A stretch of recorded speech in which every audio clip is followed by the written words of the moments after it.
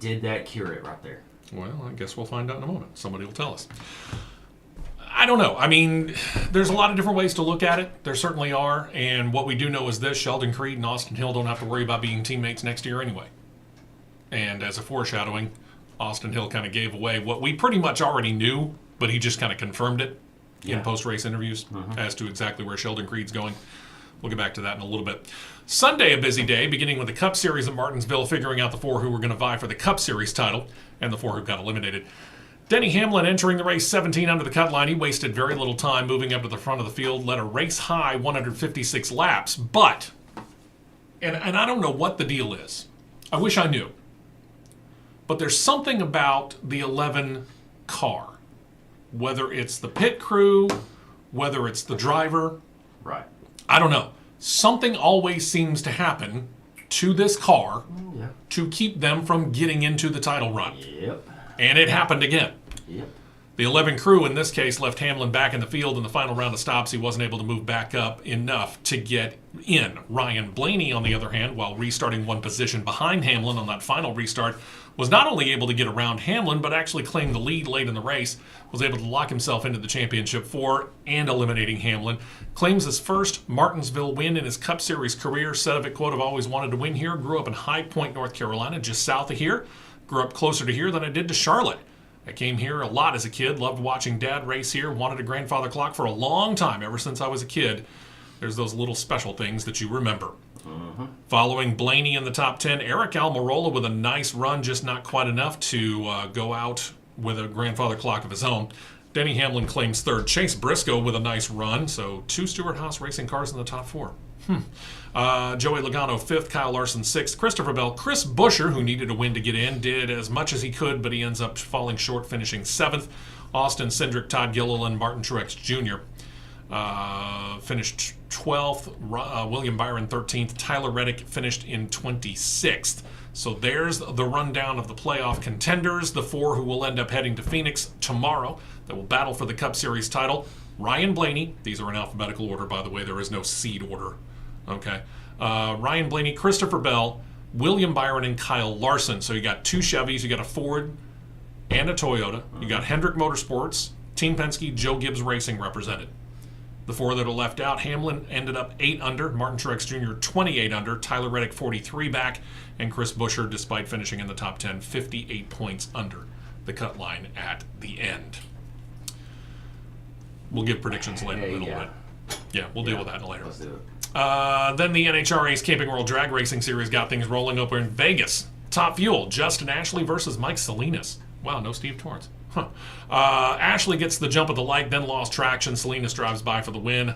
3.673 ET, 333.16 miles per hour. Second win of the year, 9th of his career so far. Bob Tasca the 3rd and Robert Hight pairing off in the funny car finals. Tasca had the quicker reaction time, but he also loses the tires following, and that allowed Light to power by, get the win. 3.851 ET, not a bad run. 326.79 miles per hour. Something about Vegas and maybe a little bit of heat.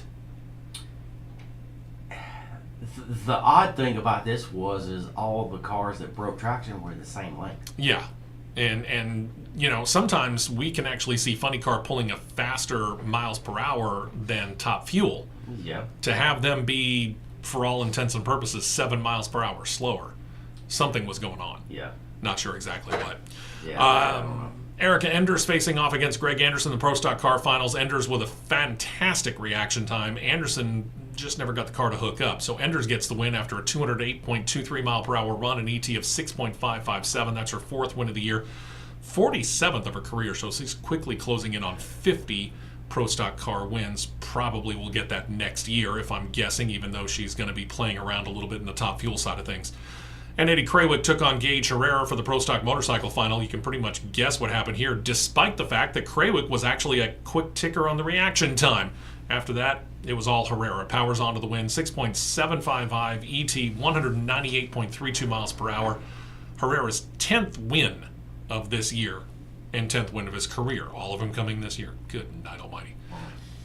6 drivers mathematically alive for the Top Fuel title. Steve Torrance sits 15 up on Doug Coletta, 34 over Leah Pruitt, 76 up on Mike Salinas. Justin Ashley trails by 82. Antron Brown, he's going to need a win and some help. He sits 146 points out. We'll talk about how the point system works in the Camping World Drag Racing Series in a moment. Yeah. 4 drivers alive in Funny Car. Matt Hagan with a 15-point advantage over Bob Tasca III, 17 up on Robert Height. Needing a win and help, Ron Capps, 139 out. Remember, at this level, you get a win, 150 points. Again, that's why we say 139 points for Ron Capps, 146 for Antron Brown. Away from there, yeah, technically you're mathematically alive. You'd have to win everything and still get help. Uh-huh. It's down to 2 drivers in Pro Stock Car. Eric Enders, a rather comfortable 114 points up on Greg Anderson. Matt Hartford's third. He's 155 back. Sorry, you're out. And it's all but over. Well, really, it's all over in the race in Pro Stock Motorcycle. Gage Herrera goes into the final race, leading second place Eddie Krawick by 181 points. All done. That's over. Yep. Final race to start last weekend was Formula One in Mexico City, and this proves once again that, well, qualifying isn't everything. Max Verstappen started the race in third while Charles Leclerc claimed the pole. He was able to lead for much of the first half of the race, but the Ferrari team missed a potential strategy move when a Kevin Magnussen single-car crash that we'll detail more in the news for Formula One brought out a red flag. Red Bull turned a planned 2-stop strategy into a 1-stop strategy, pulled Verstappen in, set him up for the second half of the race. Leclerc's team missed the move entirely, still did a 2-stop plan. They ended up missing out on the lead. They never could reclaim it. Verstappen gets his record-setting 16th win of the season. He's trailed by Lewis Hamilton. Leclerc ended up third, so he did a nice run to try and recover, but it just fell short. Carlos Sainz fourth. Lando Norris, George Russell, Daniel Ricciardo, Oscar Piastri, Alex Albon, and Esteban Ocon make up the top 10. The points now show Verstappen with just a flat, stunning 491 to 240 point lead over Sergio Perez, who crashed out early on the race. 220 for Lewis Hamilton. Carlos Sainz has 183. He's tied with Fernando Alonso there. Lando Norris holds at 169. 166 for Leclerc. George Russell 151. So there's a lot of movement that could be made there if you stop and think about it. You go from really Carlos Sainz at 183 to George Russell at 151. And with, let's see, Brazil, Vegas, and Abu Dhabi left 3 races, yeah, there's still a lot of room for movement. 87 for Oscar Piastri, Pierre Gasly in 10th with 56. Red Bull Constructors' Cup lead sits at a stupefying 731 to 371 points over Mercedes. I'm done commenting. Ferrari's got 349, so technically second place is still up for grabs, although Mercedes looks to be pulling away at this time. McLaren 346, I should say. Then Aston Martin fading at 236. Alpine's got 101. They're all by themselves, really. Williams got 28. 16 for AlphaTauri, who not only get out of the cellar, but they tie Alfa Romeo at 16, and Haas is your new basement dweller with 12. Well, this weekend actually began last night in Phoenix. I'll tell you what. Let's go ahead and take a break. When we come back, we'll talk about the race/fiasco. Our first ever emergency soapbox segment. Yeah, this was not planned beforehand, ladies and gentlemen. This occurred because of what happened last night, and if you're in the Eastern and Central time zones, early this morning out in Phoenix for the Craftsman Truck Series title race. We'll talk about it next.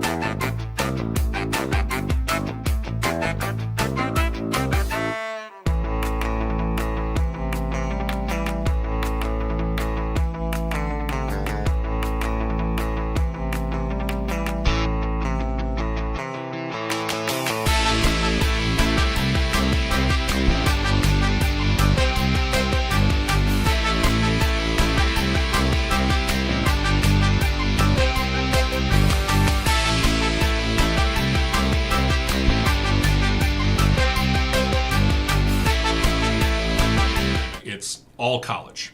It's Alabama, it's Auburn, and then, kind of everybody else, with all due respect to the UABs and the Jacksonville States and the Troys and the South Alabamas and all them. Sure. So I grew up, and again, I was born in 1968. So when I say I grew up a Patriots, Red Sox, Celtics, and Bruins fan, understand, I'm not a bandwagon person. I remember 1975 very well. I remember the 1978 playoff between the Red Sox and the Yankees very well. Good God, do I remember 1986 all too well. Okay? Yep. And I can remember way too many 1- and 2-win seasons for New England before they became a 6-time Super Bowl champion. But in 2003 and 2004, you might remember that the Red Sox and the Yankees faced off in 2 straight American League Championship Series. And these 2 teams would play marathon games, easily going 4 hours plus. And then you got games that went into extra innings. Last night was one of those situations where you get a championship on the line, and what was supposed to be 150-mile laps, I should say, turned into almost 180 because everybody was trying to get the same inch. Matt you saw a still shot early. I saw every lap. You saw every lap, but you showed me a still shot just before we went on the air. One of the restarts. Not 3. Not 4. Higher. Not 5. Keep going. But 11 trucks wide going through the dogleg and up the track. That is untenable. Absolutely ridiculous. All right, let's start with the 4 who were championship eligible. I would like to start with the overall broadcast. Oh, okay. First off, I'm sorry, but it was not one of Jamie Little's finer moments on the mic. Okay. It was not very... She did not have a very good broadcast, in my opinion. And a lot of people took notice of that via social media and other avenues. She was stumbling all over herself a lot of times, and it was just back and forth between her and Michael Waltrip. Oh, Mikey, did you know this? Mikey, did you know that? With irrelevant stuff pertaining to the championship race. All right. Secondly, why on this great green earth that the good Lord give us, instead of me just saying God's green earth? Sure. I want to technologically say that. Why would you not send the booth team to do the race live from the racetrack, but you can send 3 pit reporters and a camera crew and a production crew? Yeah. I mean, that's dumb. To have 3 pit reporters on the scene understand that they can't just borrow NBC stuff. They got to send their own stuff to be able to do that. Exactly. Now, when it comes to the camera people, yeah, maybe they could have used NBC's camera people. I'll give them that.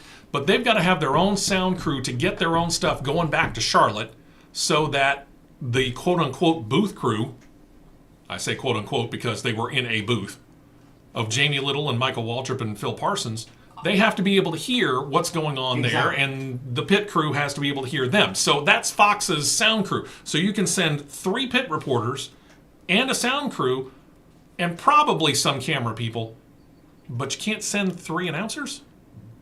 Not only the camera crew, but their help with them as well.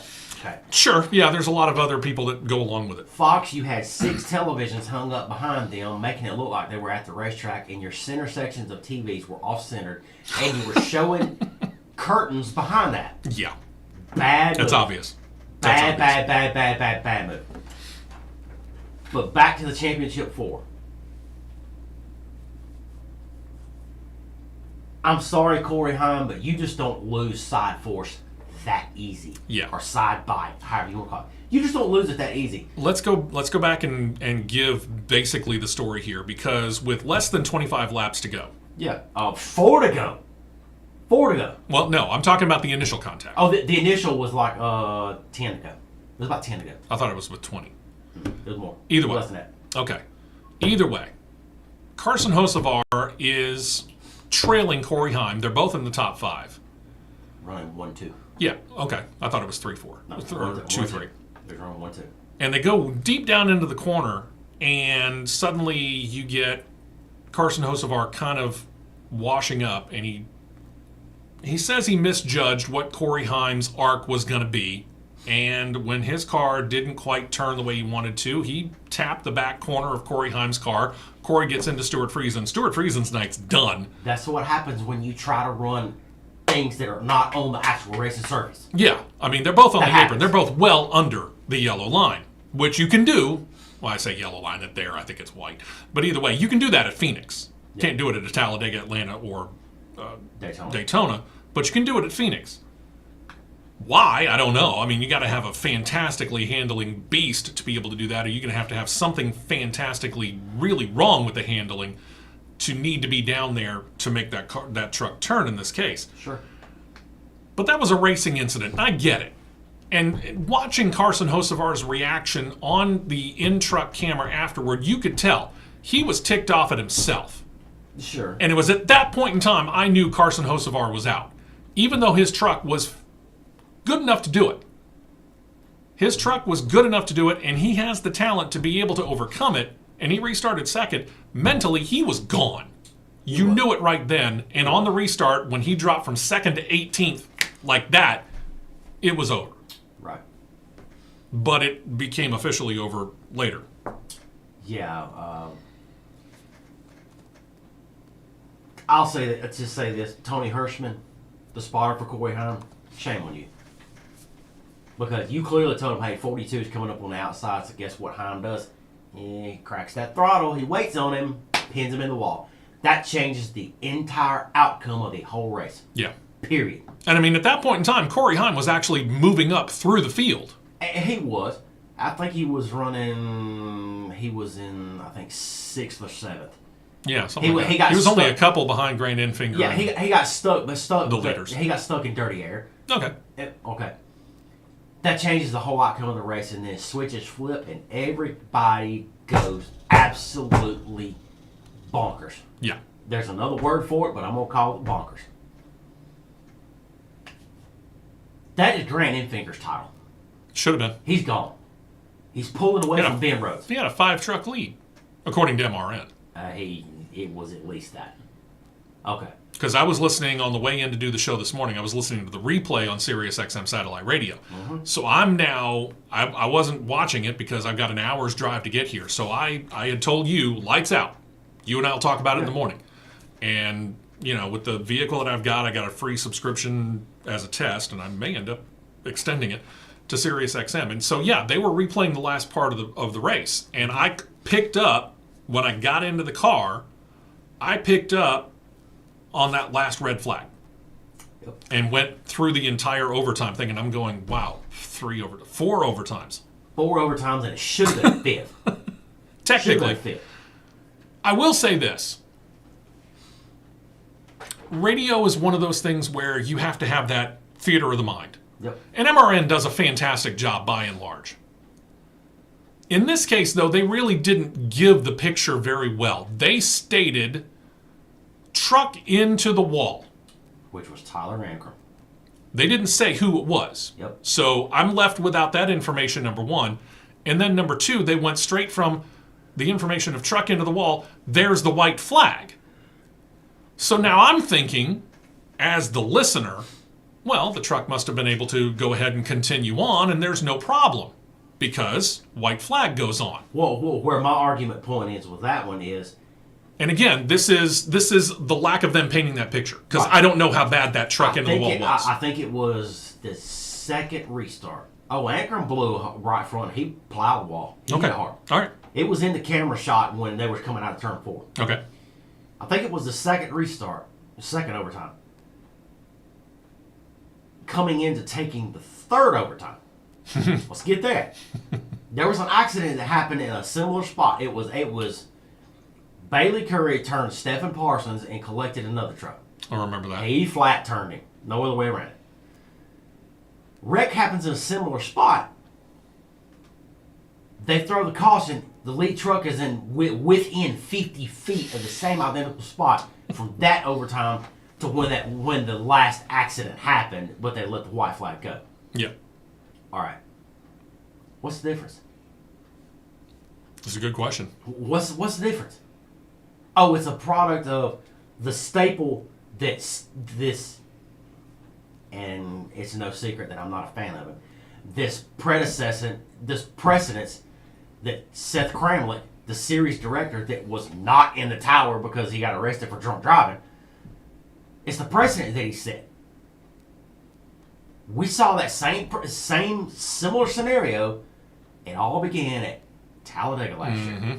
Oh, when yeah. you throw a caution coming to the checkered flag within 150 feet of the start finish line, which was stupid. Yeah. It's the precedence that was set. They either have a hair trigger on the yellow or they flat out ignore it. And there's a part of me that would like to credit them for ignoring it in this particular case. Sure. But again, only getting what I heard from MRN, I don't have the entire picture. It happens. It happens when you have 4 overtimes. Everybody just goes absolutely ape. You know what? Sure. Loses their mind. Starts tearing trucks up. We let a truck that ran the last overtime restart with a bumper bar pointing out of the front of the nose. Probably by about 3 feet. Yeah. Jesse Love. Jesse Love caused 2 of the accidents. I could go on for days. I'm going to button this up right here. Ben Rhodes got the championship, yes, but one more lap, that's Grant Enfinger's outright. It's still Grant Enfinger's outright, in my opinion. Yeah. Because Corey Heim manipulated the outcome of the race. Agreed. If Corey Heim had dealt with Carson Hocevar after the race, like he should have, then this is Grant Enfinger's title. Sure. If they had thrown the yellow on that 4th overtime start and gone to a 5th, it probably is Grant Enfinger's, depending on the chaos on the restart. Yeah, I mean, and Grant, this works wonders when you actually drive on the racing surface above the line, whether it's white, yellow, red, blue, or gray. It actually works because Grant was making his most ground up On the outside. the line. Yeah. Okay. Kind of on the outside. So, to put a bow on this one right here, last night should solidify 2024 should be the final time they go to Phoenix, Arizona for a championship race. Put it back in Miami or somewhere else. But unfortunately, they're going back to Phoenix next year, and we already know it. And the last part. Here's for what some of you guys didn't see. Did you pay attention to how the restart zone looked? Or more specifically, where it was. Or where it was? You know, it was typically in the middle of 3 and 4. Yeah. But it was probably, I'm going to say, a solid 100 feet closer, at least. Yeah, expect NBC Sports to do a lot of coverage, or mention this at the very least, the pre-race tonight before the Xfinity Series race, because they took the time, after they got the track cleared, to change where the restart goes back to where it should have been, as opposed to where it was last night. It was mistakenly moved. You don't mistakenly move a restart zone. No.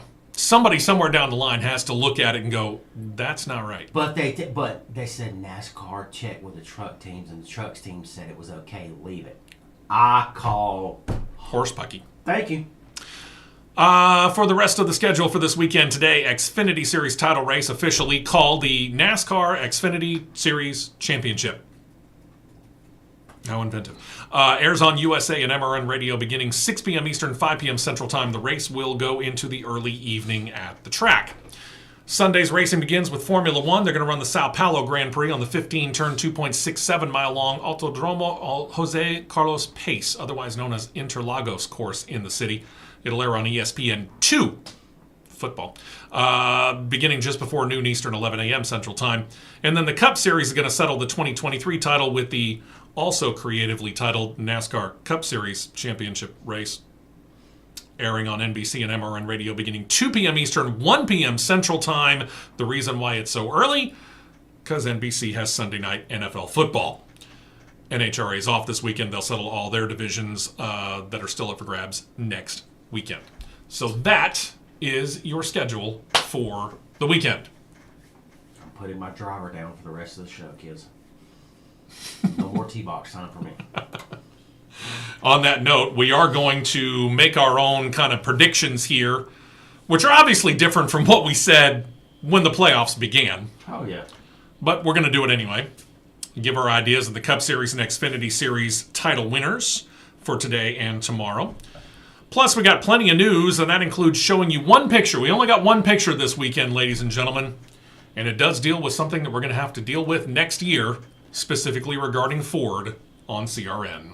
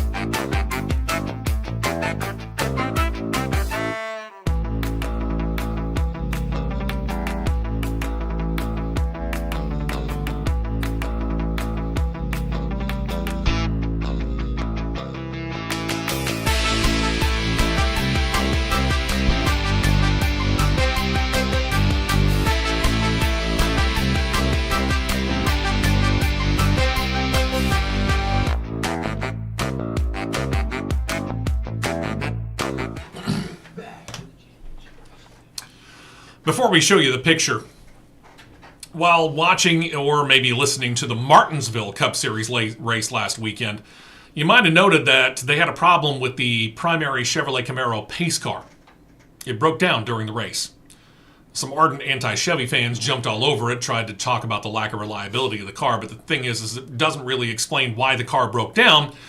Turns out we found out. It was due to the racing surface and the tire that Goodyear brought to Martinsville. They explained it after the backup pace car was brought out and had the chance to look underneath that Camaro, that heavy rubber buildup from all of the Goodyear racing tires that, as they will at a place like Martinsville, which is aging, began to degrade. Well, it began to cake up under the fender wells and underneath the car. And over the course of time, and anybody who lives in a snowy area would know this, you build up all this snow and slush and whatever into the wheel wells, sooner or later that's going to come off because it's just too heavy and can't stick.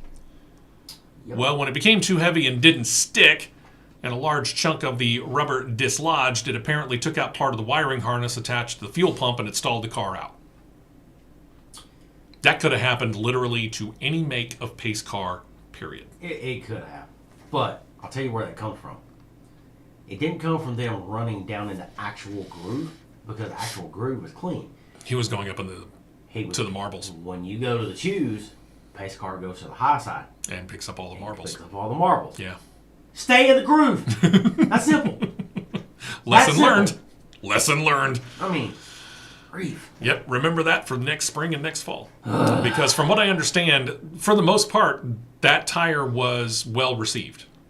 That racing tire that Goodyear brought. That was a well received tire. The actual short track race was, I'm not going to say light years better, but it was slightly better than what it has been over the year. And part of that, at least, was due to the tire. Yeah. Then there's Ford, and this is where the picture comes in. I got this picture off of NASCAR.com, by the way, through Ford Performance. Despite Joey Logano's Cup Championship run last year and Ryan Blaney's run this year, the car has been, well, let's face it, fairly underwhelming since the inception of the Gen 7 car last year. So they're changing it up a little bit. They're introducing the car that you're seeing on CRN Live on YouTube, again, courtesy of Ford Performance through NASCAR.com. The car was unveiled and turned some admittedly slow laps at Daytona. It was an exhibition situation. Said to be based upon the upcoming Mustang Dark Horse high-performance model that'll be soon hitting Ford dealerships. Ford's used the Mustang for Cup Series racing since 2019. They've been talking about this Dark Horse model for a couple of years now, having come out with varying editions under the name so far. Big power editions, they say, yet to come. But yeah, that's the one that we're going to get coming next year. As for the pending Cup Series edition, Mark Rushbrook, the director of Ford Performance, said, quote, "What a crazy year it has been, revealing our new global Mustangs for racing. The positive response from our fans around the world has been amazing. We're confident that this Mustang Dark Horse Cup car will be no different and that NASCAR fans will be excited to cheer us on next year. Our Ford Performance staff, together with our NASCAR race teams, have worked tirelessly in the wind tunnel developing this car, and I can't wait to finally see it race on the track next year."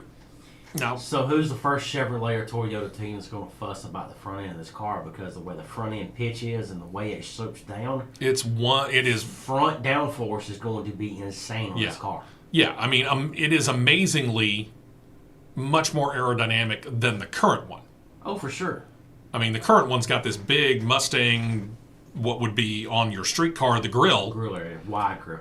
And I mean, it's very prominent, okay? And it's a big billboard in comparison to what Chevrolet or Toyota are using on the Camaro and the Camry, respectively. If you take it and you look at this picture and you have to close your eyes and envision the front end of a Camaro Z01, that's what it mimics to me. There's a lot of similarities there.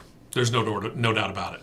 Aerodynamically, this car should be an improvement for Ford and all the Ford teams. Should. Again, get him out on the track and get him in traffic. That's going to be the tell. Yep. So we'll find out. I agree. So we'll find out what happens there.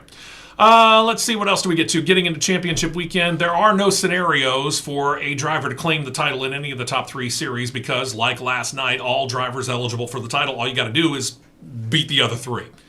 It's that simple. There's no points situation. You just have to outperform the other three guys if you're one of the championship four. Doesn't matter where in the field you finish as long as you're first amongst the four title contenders. But for Vegas, it's a betting thing. And yep, they got odds out on who they think is the most likely person to hoist the Cup Series championship trophy after the race in Phoenix tomorrow. I'll put these in alphabetical order because I'm no odds guru. Christopher Bell opens up at 9-2, or 4.5-1, if you will. Ryan Blaney sits at 11-4. Huh? That works out to 5.5-2, or 2.75-1. Does that make him the favorite? I don't know. Odds for William Byron are 16-5. I'm not even gonna try to melt that down. And Kyle Larson comes in at the extremely strange number of 33-2. Who's coming up with these odds? All I can say is if you're a betting kind of person, I'm not, and even if I were, I'm not betting on NASCAR. Good luck. for the record, best odds to win amongst the rest of the field? Interestingly enough, the guy who's got the most career wins at Phoenix in his career, Kevin Harvick, 15-1. All right, I've got to do the deciphering here. You're actually going to try and melt all that down. Good luck. Maybe 3-2. Well, that works out to be 16.5 to 1. No, that seems pretty crappy, actually. If the way that I melted it down works mathematically, Ryan Blaney, I think they're considering their favorite. Christopher Bell second. I don't know, William Byron 16-5. Trying to melt that down melts my brain. Is that 3-1? Yeah, that's 3-1. Okay, so Ryan Blaney's actually better off at 2.5 to 2.75 to 1. William Byron effectively just a little above 3-1. Christopher Bell's at 4.5 to 2, and then 16.5 to 1 odds for Kyle Larson. So I guess they're saying Ryan Blaney's their favorite. That's what it looks like. Byron is roughly about a 3.5, no, 3.75 to 1. Again, Vegas odds. So yeah, technically Ryan Blaney's got the best odds at 2.75 to 1. Good luck. Like I said, if you're a betting person. Regarding the Gen 7 car, we'll do a quick comparison of the 4 title hopefuls and see if this gives us any more idea of who might have the edge tomorrow in the Southwest. We got only 3 Phoenix races in the Gen 7 car amongst the 4 title contenders. They've tried to make the most of them. Ryan Blaney spending the most time in the top 10, 901 laps.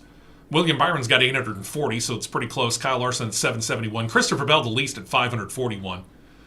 Inside the top 5, things change up a little bit. William Byron spent more laps inside the top 5 than any of the others. 621 laps. Kyle Larson second at 585. Ryan Blaney, who led in top 10 laps, is actually third in all-time top 5 laps at 578. Christopher Bell again last at 261. As far as overall finishes there, taking the 3 turns at Phoenix and averaging them out, Ryan Blaney's got a rather stellar finish average of 2.67. He had arguably the fastest car at the end of last year's race, but he decided to go ahead and place second because who was ahead of him? His Team Penske teammate, Joey Logano, who it just basically kind of gifted him the title. William Byron's next, got an average finish of 8.3 over spring races from early this year and last fall. That includes the win in the spring of this year as well, so he's had a couple of bad finishes. Christopher Bell's average finish, 14. Kyle Larson, 15.67. Now keep in mind that this includes being caught up in either crashes or suffering mechanical problems that caused Larson to actually finish outside the top 30 in the spring race at Phoenix in 2022 and Bell to have a finish in the mid-20s. So, I'm not sure that it tells the whole story. Let's face it, all 4 of these guys are quick. So what do you base it on? If you're looking at this right now and we're about to make our ultimate decision as to who we think will be hoisting the title tomorrow evening in Phoenix, how are you looking at this and basing your decision before you tell us who it is that you're picking to win the title? It's one word. Momentum. Okay. It is really hard to argue currently right now that Ryan Blaney's got the most momentum. Okay. It's hard to argue that. I would agree. And when you get on a momentum roll, that wave can carry you a long way. So I got to shift my odds. I've got to shift my pick. And I'm going to say Blaney's picking the trophy up. And I have to admit, based upon what we saw from this car and this team last year at this time, and what they're going to be bringing tomorrow, right, and the momentum that they have, yeah, I'm with you. I have no problem picking him. If I had to lean anyone else, it's going to be Byron. But from a sheer momentum standpoint, and his last round, he's had the best 3-race stretch, arguably, of his career. It's hard to not go against him. Yeah. And there's a lot of people that are out there that are saying, well, Kyle Larson's the guy who was able to do this just 2 years ago. And I get that. But if you go back and you look at practice yesterday, and they did have about a, 45, 50-minute practice last night? 50. Kyle Larson, he was quick. There's no doubt about it. Kyle Larson had a quick car. But Kyle Larson also has this innate ability to go, to borrow the phrase from Top Gun, push the envelope. Mm-hmm. And he tends to push it just a little bit too far, just a little bit too often. And that happened last night. He scraped the wall. Now, that's his driving style. Okay? He takes it all the way out to the wall every chance he gets and leaves very little margin for error. Mm-hmm. And you're going to have situations where you're going to scrape the wall. But what do we know about this car? The body style's the body's like a tank. Body's no problem. Scrape off a little bit of a sponsor label, okay, so it goes. Problem is, you start tapping the wall, all of a sudden, toe links start to break. And you're done. Can confirm. I think Kyle Larson has the talent. He's got the car. He's got the team. He's certainly got the speed. But I just think he presses the edge just a little bit too much. And I think it'll come back and bite him. And that's why I'm going with Blaney as well. Let's see what else we got here. A couple of things to look for as far as paint schemes tomorrow. Kevin Harvick going to have a familiar look to his final run in the Stewart-Haas Racing number 4. He's going to have that Busch Light look, but it's really kind of only the look. Because instead of the beer brand, the word Harvick is going to be on the hood, along with the rear quarter panels. Anheuser-Busch, Harvick's main sponsor since, 2011, back when he was at RCR, honors their long run with the 2014 Cup title winner. Harvick is the Cup Series record holder for wins at Phoenix, enters with 9 wins in his career there. And I'll be honest with you, it wouldn't come as a terrific shock to me if he wrapped up his Cup Series career and this year with the win at Phoenix. I wouldn't be surprised either. But I forgot who it was on social media that when they showed the picture of the car. I forgot who it was exactly that said, "What in the EA Sports NASCAR Thunder 2005 is this?" No, I got to give Busch Light credit. They said, you know what, we're going to honor the guy. We're not going to. There's a picture of the can right behind the number on the side. Everything else is all Harvick. I don't have a problem with it. Did you happen to catch where they let Keelan and Piper sign the hood of the car? Yeah. Yep. That was very cool. That was very cool, too. Very cool. And we've also, one more note, we've seen several Cup Series movie connections in the past. This weekend, no different. 2311 somehow ended up pairing up with Star Wars. I don't know why. I don't think that they have anything set to come out on Disney Plus, and they certainly don't have anything coming out in the movie theaters. But anyway, they're going to do some paint schemes for the 23 of Bubba Wallace. It's going to have kind of an X-Wing scheme to it, while Tyler Reddick goes to the dark side with the TIE Fighter look on the 45. I saw the 23 of Bubba Wallace during practice. I never did see the 45 during the practice session last night. I've only seen pictures of it. It's not a bad look. Is it a great look? I'll leave it up to you. I've seen better. Yeah. I've seen better renditions. Like I looked at, they showed him going around pit lane. I guess he was doing a double check on pit road speed. And the back end of it, you've got an X-Wing, has 4 thrusters coming out the back. Here's my nerd coming out. And you only saw 2. Like, oh, yeah. Okay, go for it, I guess. I don't know. We'll see. Yeah, I've seen better. I've seen worse, but I've seen better. Tell you what, let's go ahead and do this. Xfinity Series last weekend in Martinsville. You thought you had drama last night. You get ready for more on the RCR drama between Sheldon Creed and Austin Hill, which involved no less than Richard Childress and Andy Petrie. Yikes. Plus, yesterday, got a State of the Sport address. We'll kind of detail some of that when we come back here on CRN.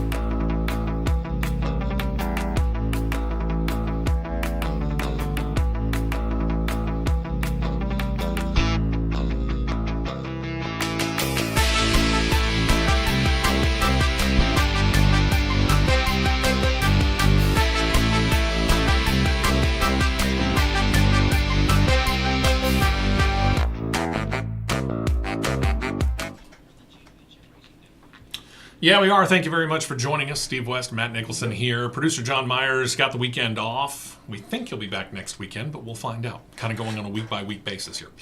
As of last weekend's show, we kind of figured out where Sheldon Creed was going to be going. We pretty much had it figured. But it was never really officially announced. And then, everything kind of came to a head at Martinsville, if we shall say. We presumed it was Joe Gibbs Racing. Creed had been unwilling to announce it himself. Now he doesn't have to because his teammate, who doesn't seem to like Creed a whole lot, did it for him. Austin Hill, who was ticked off from that last lap run-in with Creed at Martinsville, said in a post-race interview, quote, "I'm pretty excited for him to go to his next adventure over at Gibbs. I don't have to put up with him anymore. I can have Jesse Love as my teammate, and hopefully he races me better, races me cleaner, right in the middle of 3 and 4. He parked it in the middle of the corner. Obviously, I blew the radiator right then, had no power off the corner, just ridiculous." Well, it gets more involved.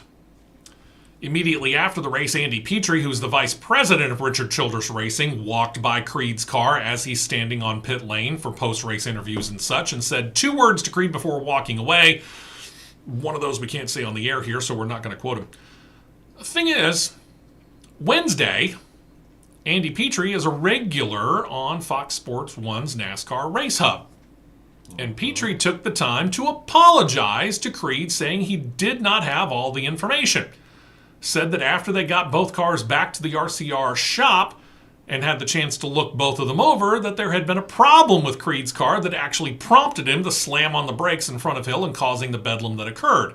Now, Petrie didn't detail what that problem was, but he did say there was a problem, and that was what that's what started the whole situation.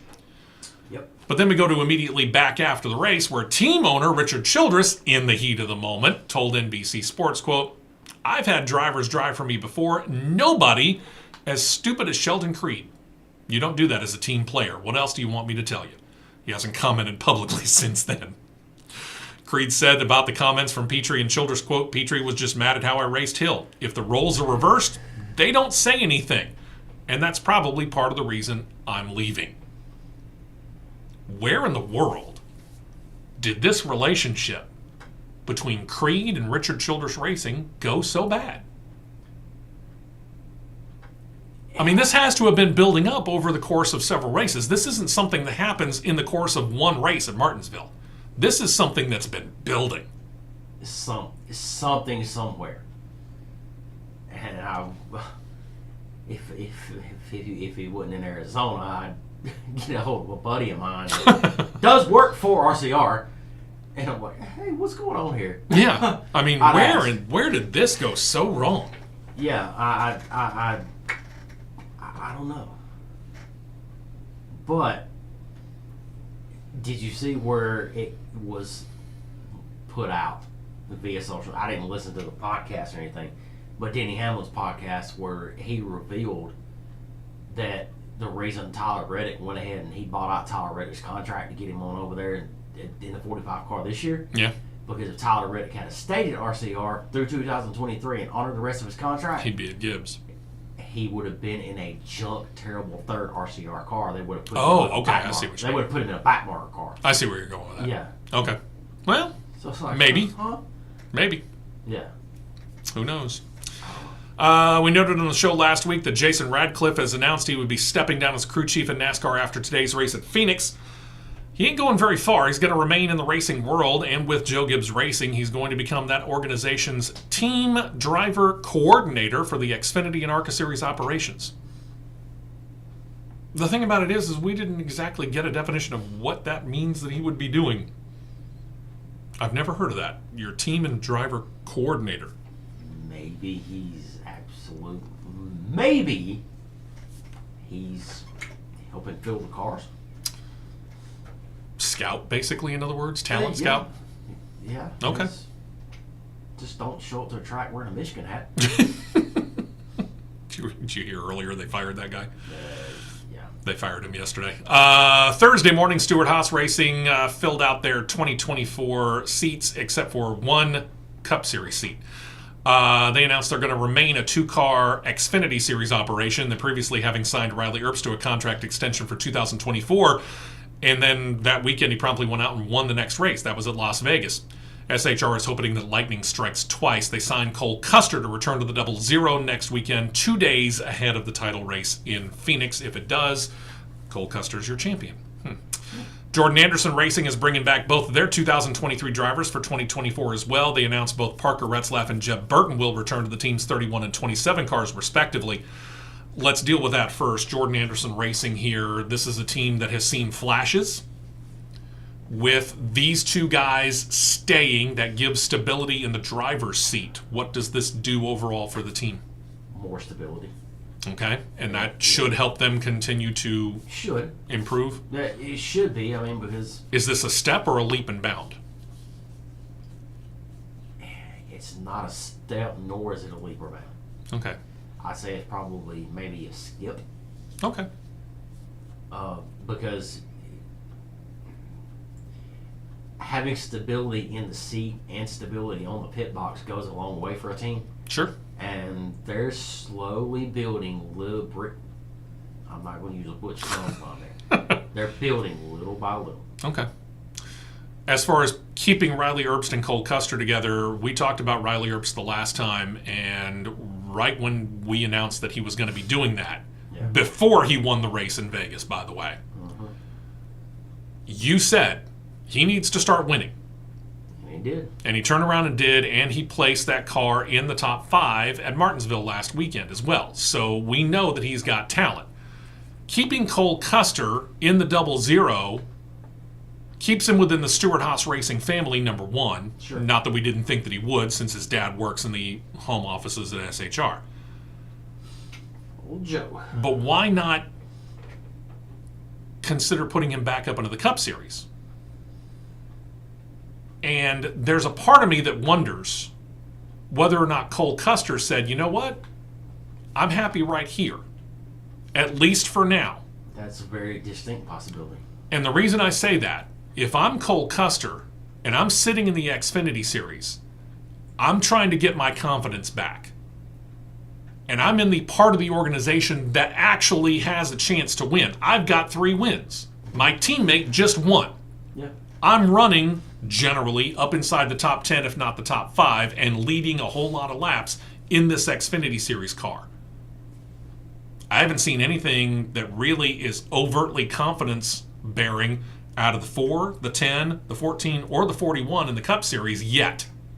Now, yes, they performed very well at Martinsville last weekend. And we saw them do that not that long ago, where all 4 cars were able to perform pretty good at a race.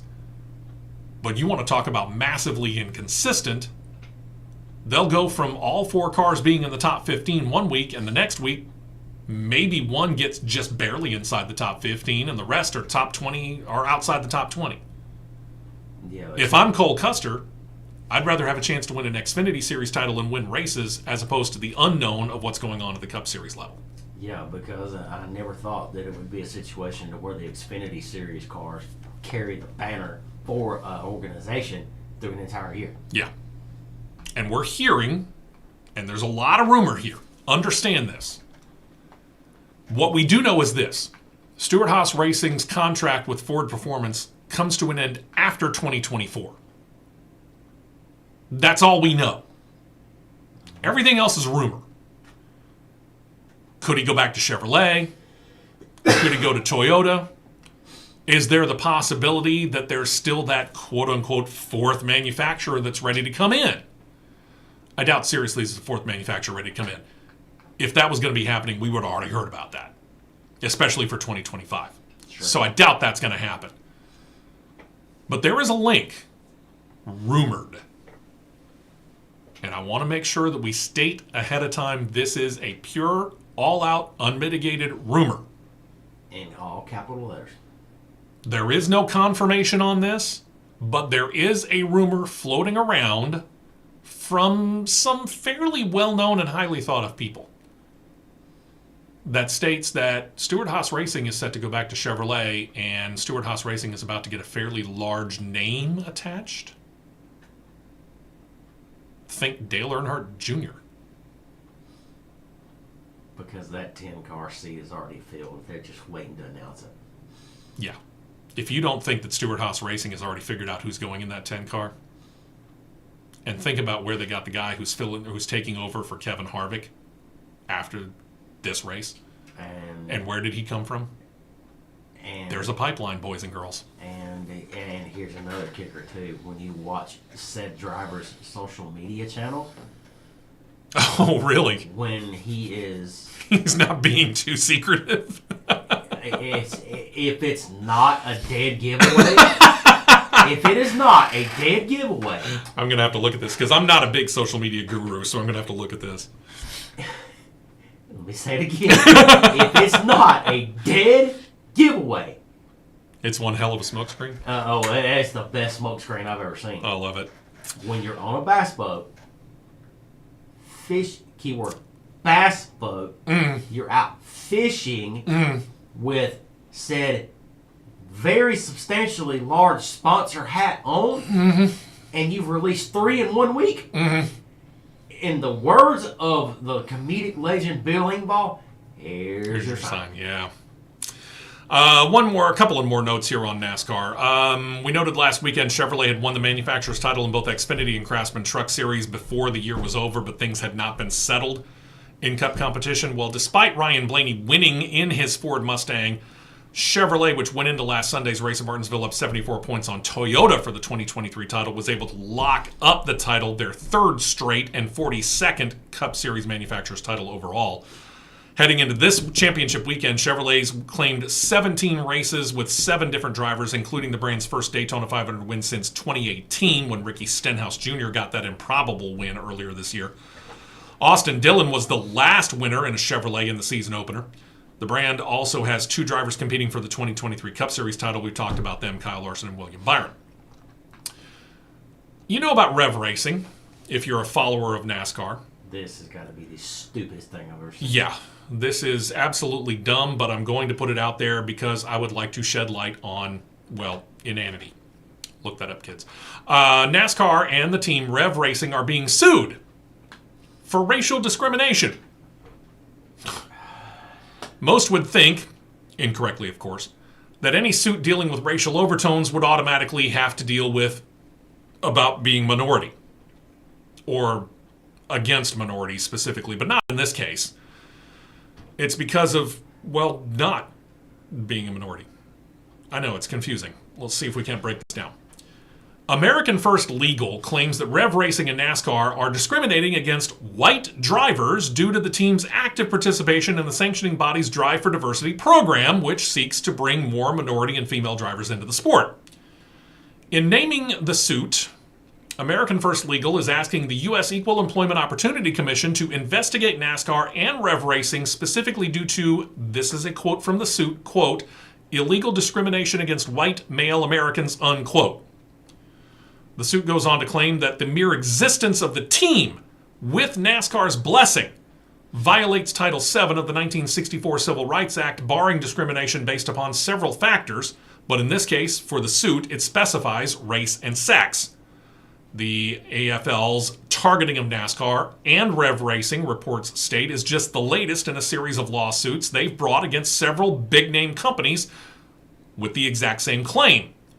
Companies that include Morgan Stanley, Major League Baseball, put a pin in that, McDonald's, and Starbucks. Neither NASCAR nor Rev Racing have commented, and the EEOC has yet to deal with any of these suits because, well, they have yet to go to court.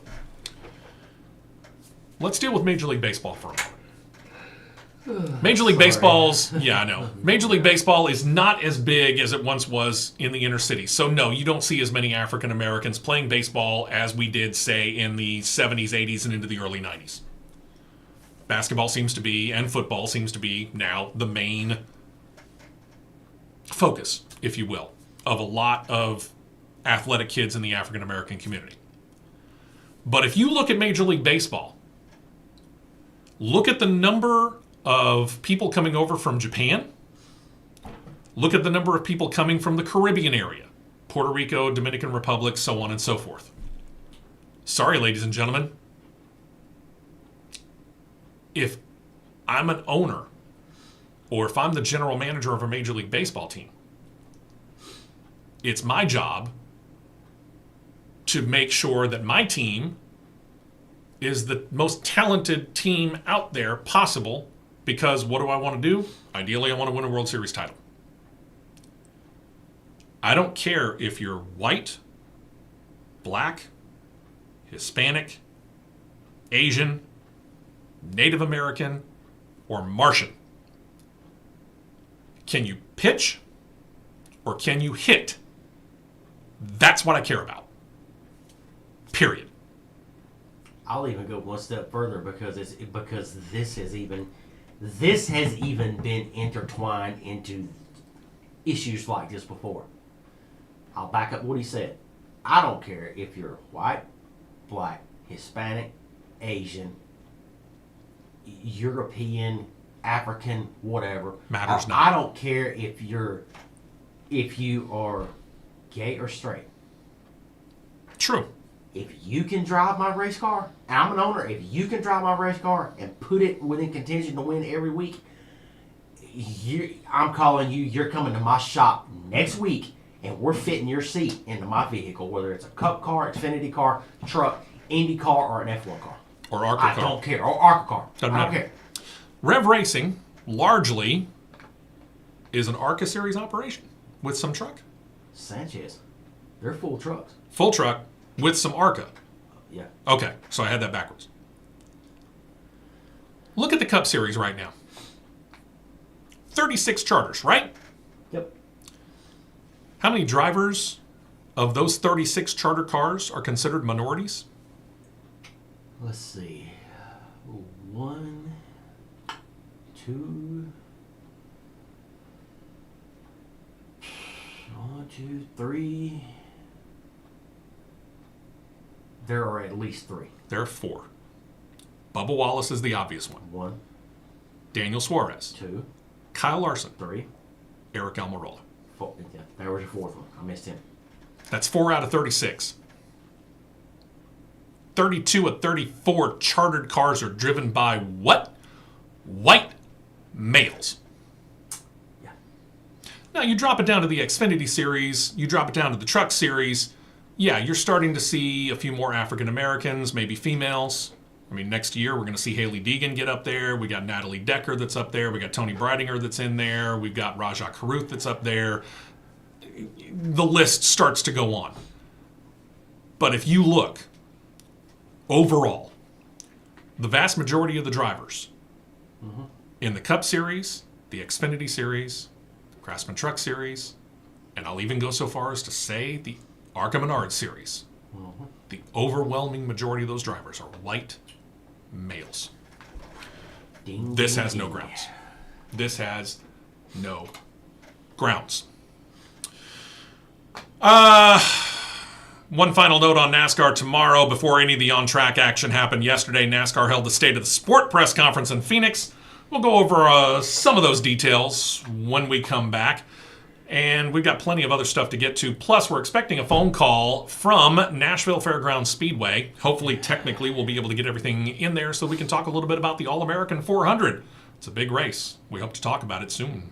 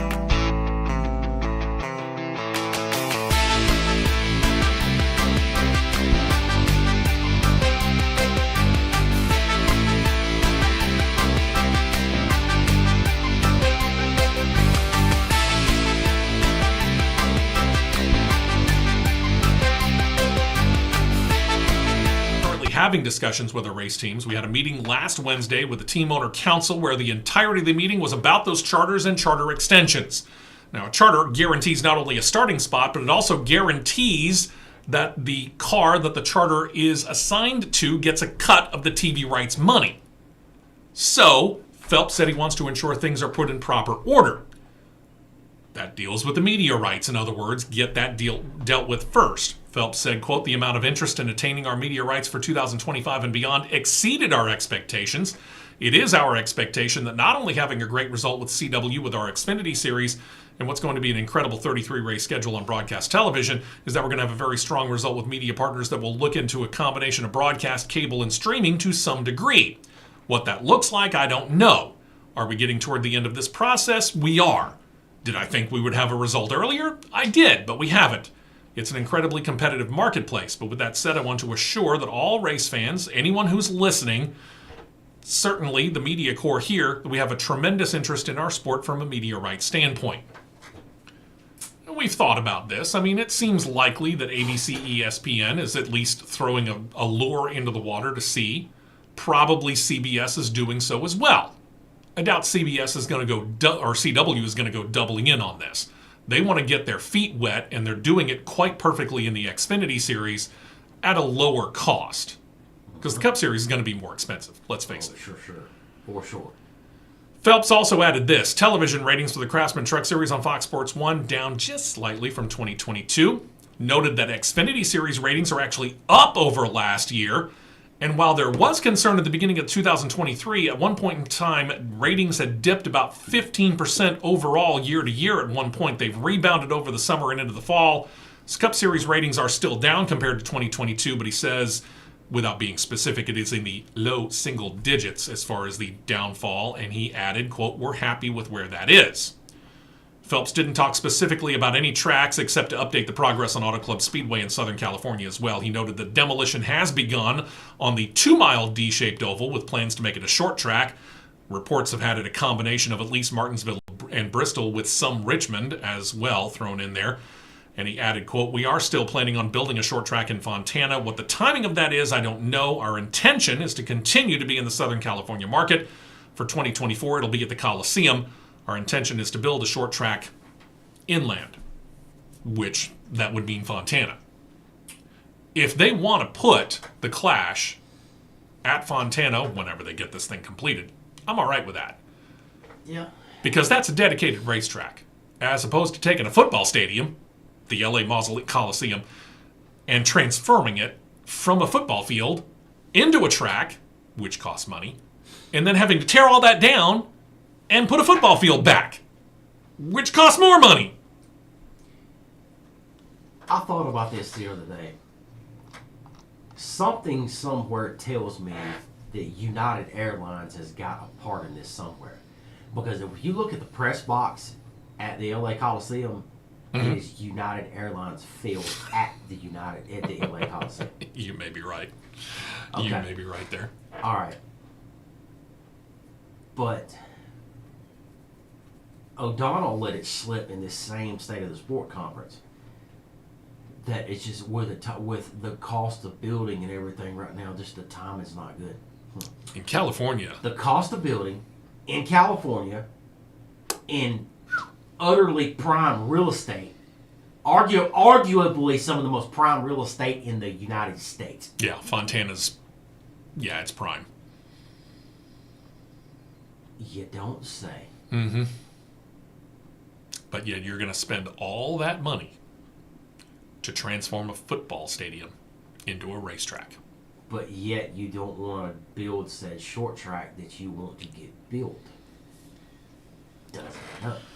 Nope, sorry, it doesn't. Doesn't add up. Get to it.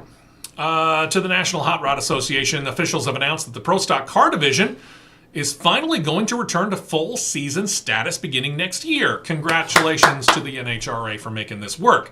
Since 2019, the Pro Stock Car Division has run the majority of the soon-to-be Mission Foods drag racing series events, but not the entire slate. In 2019, when they were running 24 full events, Pro Stock Car dropped down to 18. Well, that partial schedule, I guess you could call it, continued all the way through this 2023 season. But beginning next year, There are 21 scheduled events. Top Fuel, Funny Car, Pro Stock Car, they're going to run each and every one of those 21 events. Elite Motorsports team owner Richard Freeman said of that quote, "I think the class is in a good spot and everybody's excited about it. Seeing that the overall schedule has moved to 21 events, I think it's only fitting for us to be a part of every event. I definitely think it was a group effort. This category is absolutely healthy and we just have to keep working towards that." And they certainly have become a lot healthier. They have. I mean, They have. not the least of which, talking about Elite Motorsports right there, that dude's fielding 8 cars. You don't field 8 cars in a division that's not healthy. Between him and the team that the Quadra family runs for, they've got 12 to 13 cars of the whole field right there. Yeah. You don't run that many cars in one division if that division is not healthy. Yeah. It's crazy. Yep. NHRA Vice President of Racing Administration Josh Peterson added, quote, "Pro Stock is extremely important category to the NHRA. We're excited to have them at every race during the 2024 schedule. Pro Stock Car continues to thrive from driver participation and competition standpoint. We know our fans will be thrilled to see them at all 21 races next year."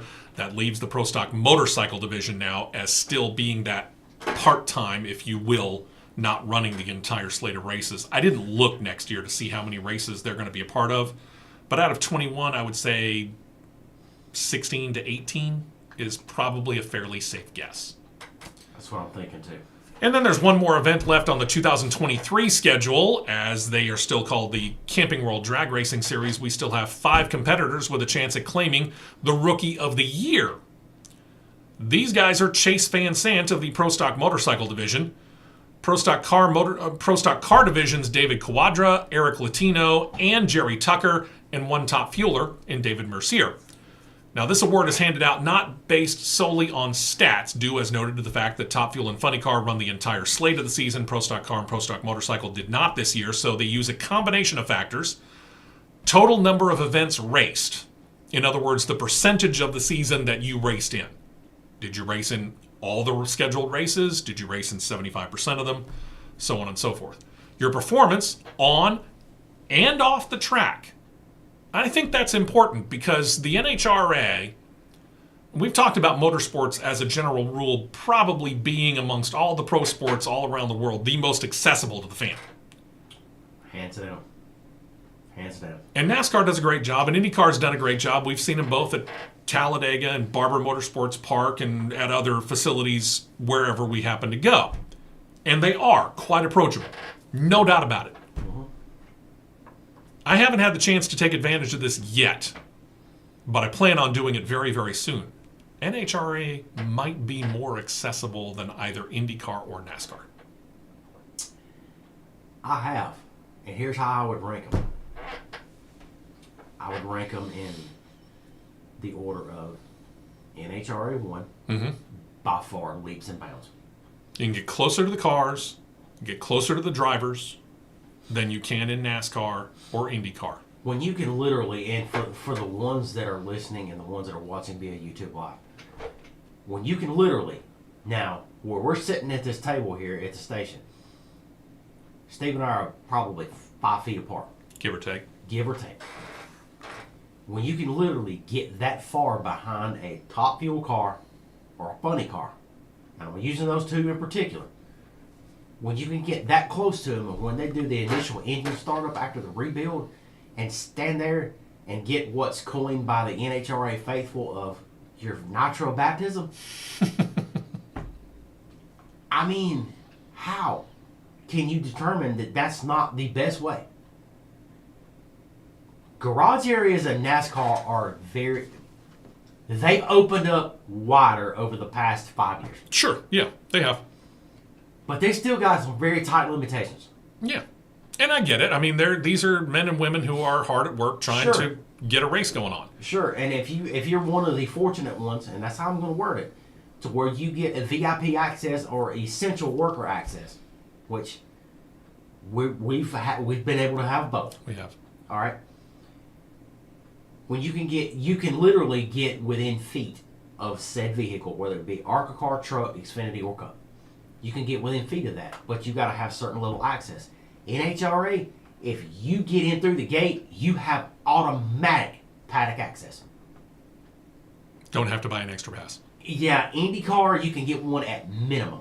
a minimum price at Barber. Mm-hmm. I think it's like $20, There you which go. is a steal if you ask me. You can get close as well. But from an access standpoint, when NHRA incorporates it into your ticket, it's kind of hard to beat that. So performance both on and off the track, participation in NHRA promotions, in other words, get your face out there.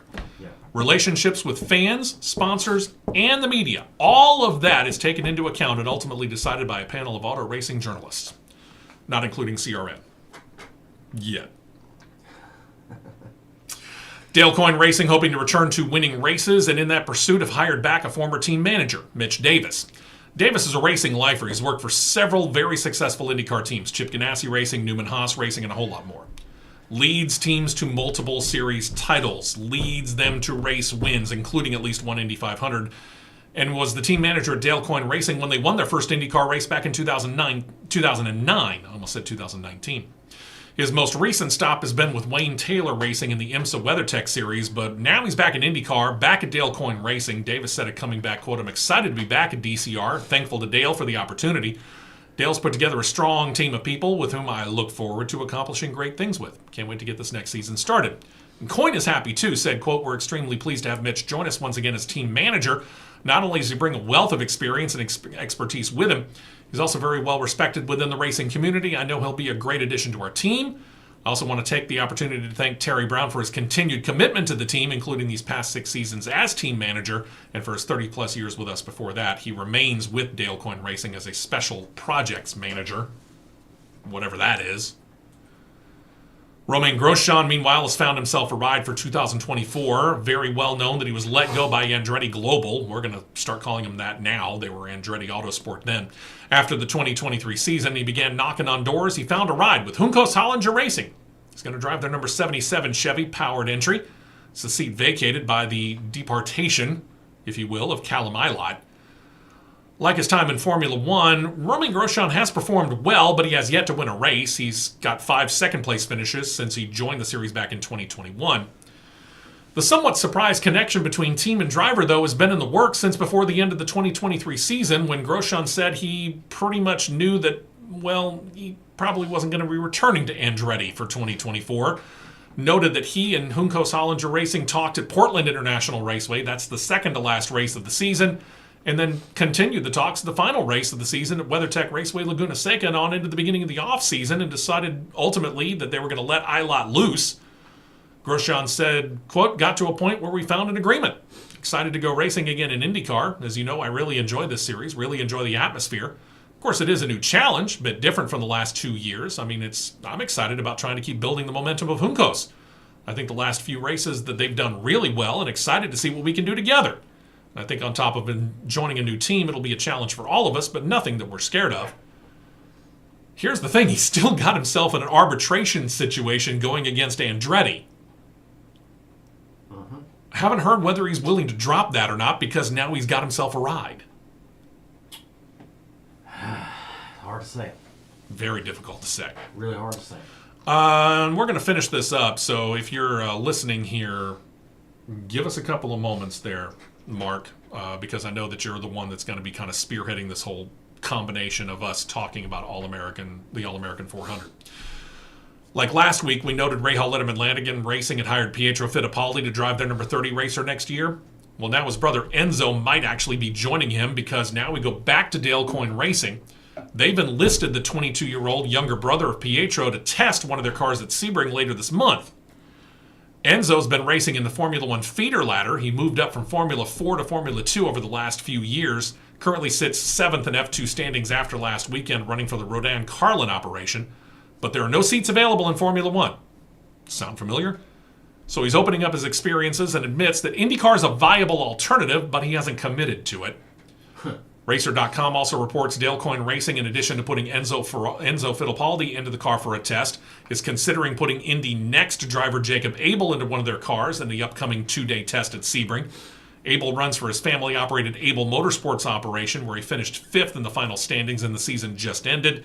He didn't claim a win, but he did get a pole, 8 top 5 and 11 top 10s. And there's another driver considering making the switch from the Formula One feeder ladder to IndyCar, and that's Theo Pourchaire. Pourchaire is currently Alfa Romeo's reserve driver. Pourchaire is realizing just how hard it is to break into F1, so while he would like to keep that Alfa Romeo Sauber reserve role, remember it's Alfa Romeo just to the end of this year, and then it just becomes Sauber until Audi comes in 2026, unless you're listening to some ridiculous rumors that state that Audi's ready to already jump out. But he said maybe in addition to the reserve role, he can run full-time in IndyCar as well. Pourchaire leads F2 points as they're ready for the final race of their season in Abu Dhabi. Says he's realizing there's little room at the top.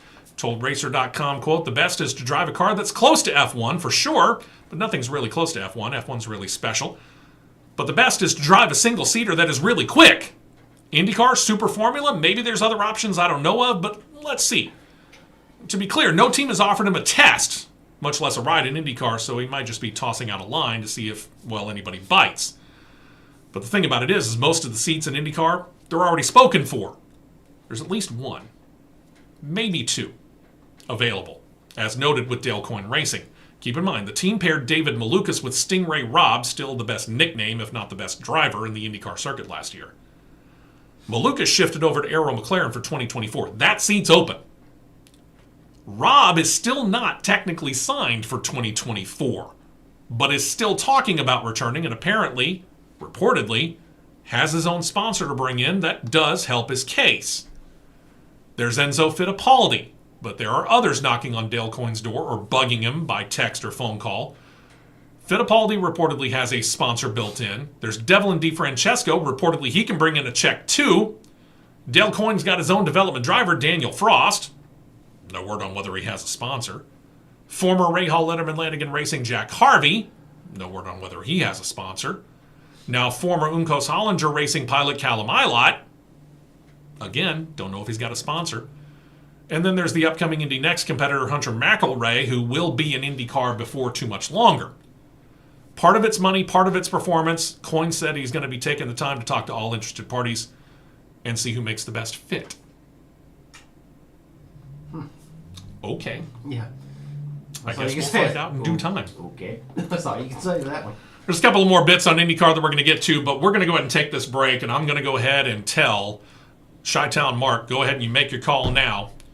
And when we come back from the break, we'll give a few minutes to talk about Nashville Fairgrounds Speedway and the All-American 400 when we come back. That's the plan. I'm playing producer as opposed to the guy whose word is in the title, Producer John. So I might screw this up. We'll see when we come back.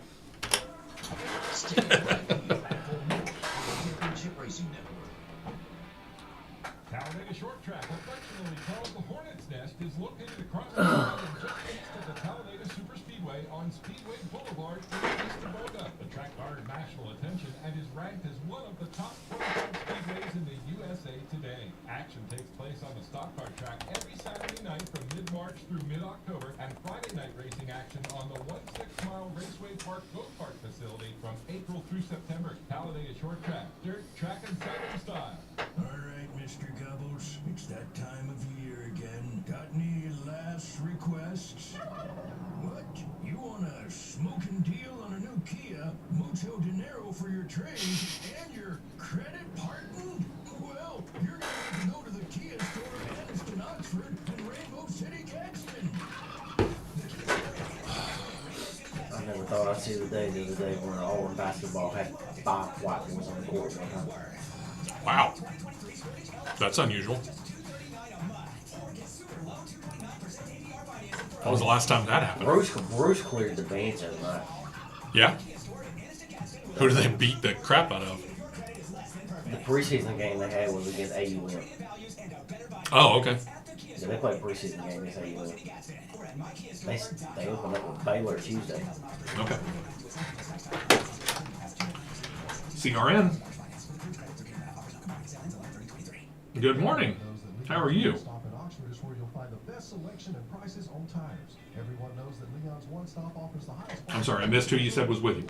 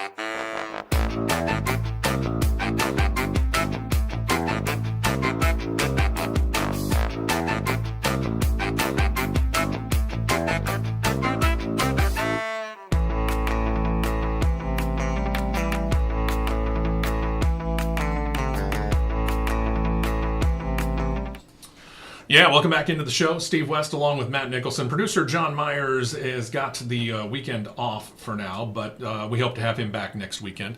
In the meantime, want to take a couple of minutes here and talk a little bit about what's going on about not quite 200 miles north of us, I think. A couple hundred, yeah. Yeah, we'll round it up. 200 miles north of where we are currently broadcasting from, and that is Nashville Fairgrounds Speedway.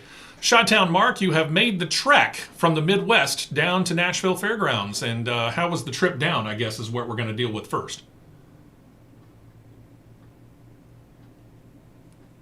Hey, Mark, can you hear me? Ah, he's listening to the delay. Hey, Mark, listen to the phone, dude.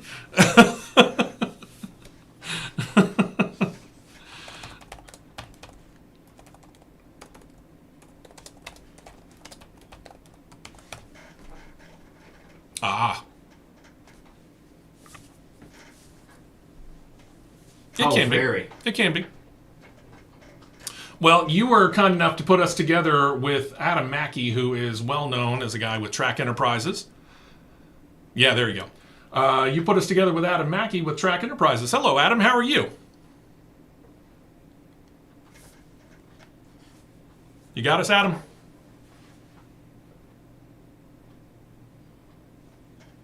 Yeah, I can hear you just fine. Hey. There we go. All right. Hopefully we got everybody together. Uh-oh.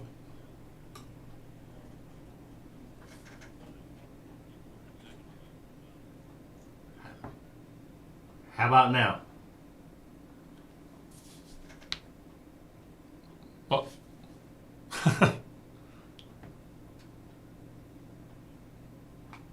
Yeah. All right, let's do this, Mark. If you can hear me, I'll let you do the interview. How's that?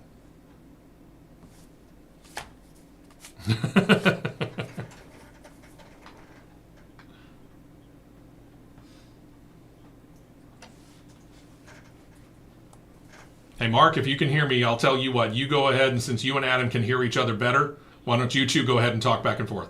Yeah, we can hear you fine, but unfortunately, we may have had a problem. And I hate to say that.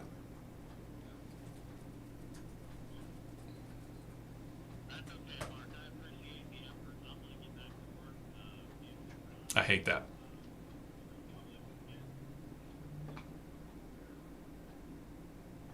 Yeah. Yeah, we can hear you fine. Yeah. Unfortunately, there's some weird technical situation.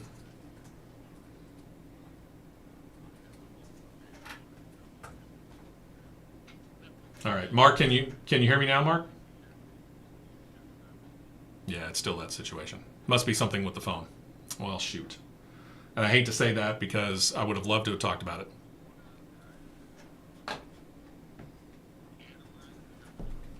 Yeah. Man, I hate that. I hate that a lot. I really do, because it would have been fantastic. So, unfortunately, we're going to have to, we'll have to try again at some other point in time. Would have loved to have talked about it. Yeah.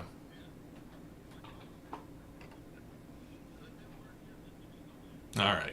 So we'll give that a shot and see what happens. In the meantime, we'll give it a shot from another angle here. And while they're working on that, we'll try this. A couple more notes when it comes to IndyCar.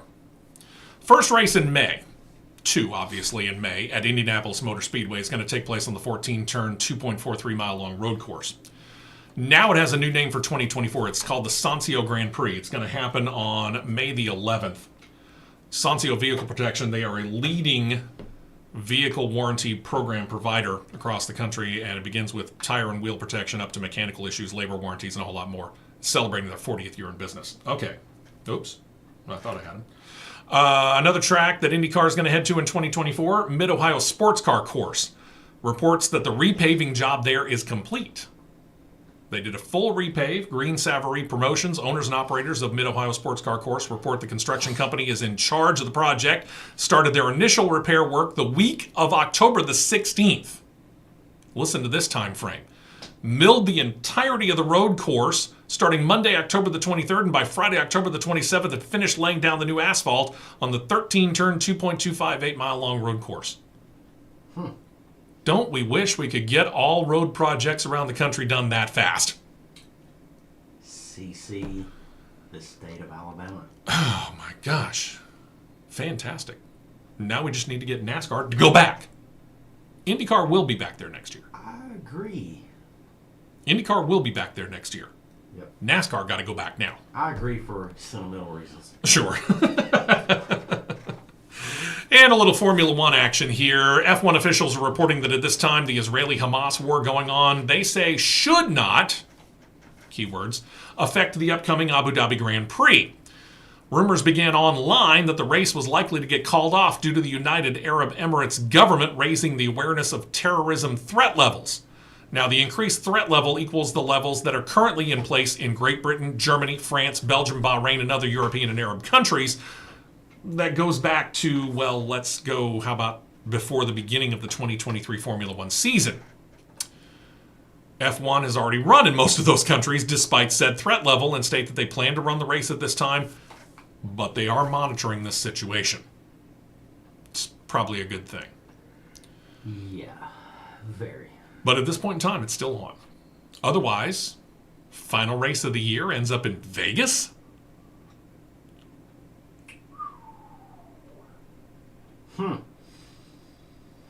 That'd be interesting. I don't think it would be a terrible thing. It wouldn't be the worst thing on the planet, but when you already have scheduled to go to Abu Dhabi, I think there are some teams that are saying, hey, we're still in a position to be able to jockey positions following Red Bull's utter domination. And we might be able to make something happen. So I think that they would be less amenable to it. I'm just saying. Yeah. Time will tell. Aston Martin stumbling toward a 2023 finish is trying to settle some things in for 2024. Things like noting that they're keeping Felipe Drugovich as their primary reserve driver. He's going to be in Fernando Alonso's car in the practice session number 1 at Abu Dhabi, presuming it does happen. Earlier this year at Monza, he got into Lance Stroll's car for a session and also has logged about 20 days of simulator work for the operation and plans to keep at least that schedule, if not more, coming up next year. Then there's Haas F1 and their weird situation, not the least of which complicated by Kevin Magnussen having a very hard crash last Sunday in Mexico, adding insult to injury because they had to watch cellar dwellers AlphaTauri jump over them in the Constructors' Cup race, and that puts Haas back in the basement. It was on lap number 31 last week in Mexico City where Magnussen was going through turn 9 when he rolled over some curbing, as he had done in really the 30 laps before, but this time the car skewed quickly and resulted in a spin that ended up with his car slamming into the safety barrier and ending his day. Well, Magnussen did climb out of the car without assistance, but it did cause some concern, first for Haas. Haas wants to know what it was that failed in order to try and keep it from occurring again. Magnussen said, quote, "We have to investigate a bit more what exactly happened, as it just gave up. Before that, it was going okay. I was stuck in traffic for a long time and cooked my tires, but I don't know if whatever happened caused the failure had an impact on that for a while beforehand." So in other words, he's not really sure whether it was him cooking the tires that had the problem or whether it was some other situation. I heard in the aftermath they might be concerned that it might have had something to do with braking system. The way the crash looked, I thought braking as well. Okay, but again, nothing's confirmed yet. Yep. Second, this one might end up being a concern for the race promoters for the Mexico City Grand Prix, because now they're starting to say that they're going to look into whether there's a way to maybe create more runoff space to let any car that kind of repeats what Magnussen's car did has less of a chance of slamming into a barrier at the speed that Magnussen did. In other words, a little bit more scrub-off speed area before coming into contact with a barrier. Now, if the race promoters shuffle their feet on that, Formula One or the FIA could mandate that they do it. I'm not necessarily certain that they're going to do that. Right. I think that there will. I mean, they already gave this course in the current standing. It's grade 1. I don't think that they're going to rip that apart just because we had one driver who had a fairly serious crash. Right. They could, but I don't think they're gonna. So now becomes the situation of exactly what race officials for the Mexican City Grand Prix are willing to do. Yeah, that's the big question right there. Yeah, because, I mean, either way, it's going to take money because that area, if I'm remembering it correctly, is starting to head towards the old baseball stadium area. I think so, yeah. And in some of those cases, you're going to have a hard time trying to figure out how to do that without maybe... You might have to eliminate that little kink that Kevin Magnussen was going through right there. Yeah. Which means a high-speed straight before you get to a curve. Couple of quick things. They just finished up SQ2. Okay. Sprint qualifying 2. And the bottom 10 that are out going into the final round from 20 to 11. You got Logan Sargent, Alex Albon, Zhu Guanyu, Lance Stroll, Esteban Ocon. They went out in Q1. Okay. Fernando Alonso, Valtteri Bottas, Pierre Gasly, Nico Hulkenberg, and Kevin Magnussen went out in Q2. But So- as 10th and 11th. 11th and 12th. 11th and 12th. I'm sorry, yeah, right. Okay. Uh, So, I only ask that because all those changes that Haas F1 made to that car, they need to figure out whether or not that's going to do it. They missed it by a fraction. Okay. So maybe it's starting to pay dividends. Now they're maybe starting to get a handle on it. So going from 10 to 1 in Q3 that just went rolling, you've got Yuki Tsunoda, Oscar Piastri, George Russell, Carlos Sainz, Lewis Hamilton, Charles Leclerc, Daniel Ricciardo, Max Verstappen, Sergio Perez, Lando Norris. Okay. We'll see. Do you see the pictures that were released of the new track in Tennessee? Yes, I did. What's the over-under on time when they turn that from a grade 2 to a grade 1? Short. Especially if you got a road course with a 30-degree banking. Come on, man. Come on. Let's go. I wish I had the money to be able to afford to go there. A couple of quick notes here. Fernando Alonso is telling everybody to pump the brakes on me being demotivated and thinking I'm going to get out of everything at Aston Martin and maybe flip over to Ferrari. Red Bull, meantime, is claiming that Sergio Perez is standing with the team for 2024, not reliant on his second-place finish in points, but there is Daniel Ricciardo staring over his shoulder. We'll have to see what happens there. Ricciardo himself says that for right now, all of my talks for 2024 are surrounding AlphaTauri. Friday, before the drivers got the first practice session of qualifying in, it was announced that F1 and the promoters of the Sao Paulo Grand Prix came to terms on an extension to keep that race at Interlagos, or Juan Carlos Pace, Autodromo Juan Carlos Pace, through the 2030 season at least, pushes the current contract 5 years past where it would have come to an end earlier. The track has hosted F1 on and off since 1972, the first time from that year to 1977. They missed a year before they came back for 79 and 80, then missed the rest of the 80s before returning to the schedule from 1990 to 2019, and then it was renamed the Sao Paulo Grand Prix. They missed 2020 due to stupid COVID, 2021 last year, and now this year, and through 2030. And then one note coming out of Formula E, Antonio Felix da Costa has run full-time in Formula E for most, if not all, of the series' decade-long history, but for the last 5 years, he's also run in the World Endurance Challenge Series for the Hota Porsche team. He says not in 2024. He won the 2019-2020 Formula E driver's title with DS Takeda, but now drives for Tag Heuer Porsche in Formula E. Says he's told Hota Porsche that he will not be competing for them full-time in 2024 in order to concentrate on winning another championship in Formula E and help Porsche attain a top spot as well. He did say, though, there's no schedule conflict, so I might just find myself running the 24 Hours Le Mans. Which tells me he's running the 24 Hours Le Mans. There you go. All right, ladies and gentlemen, thank you so much for joining us. It's been a fantastic time. Apologies to Chi-Town Mark and Adam Mackey, who we really wanted to have on, but unfortunately we weren't able to get that to work out. Maybe we'll be able to talk about that maybe in Aftermath next week. We'll try and work on that, and maybe with producer John back in the producer seat, we hope that'll actually come to fruition, because he may know something that, quite frankly, I don't. I'm just admitting it. It's my apologies. I'm sorry. Again, hopefully we'll be able to work it out. And maybe talk a little bit maybe about the upcoming Snowball Derby. Not bad. All kinds of good stuff out there. Yep. Y'all have a great racing weekend. Enjoy the championship weekend in NASCAR and Formula One in Brazil. We'll talk to you next week on the Championship Racing Network. This has been a presentation of the Championship Racing Network.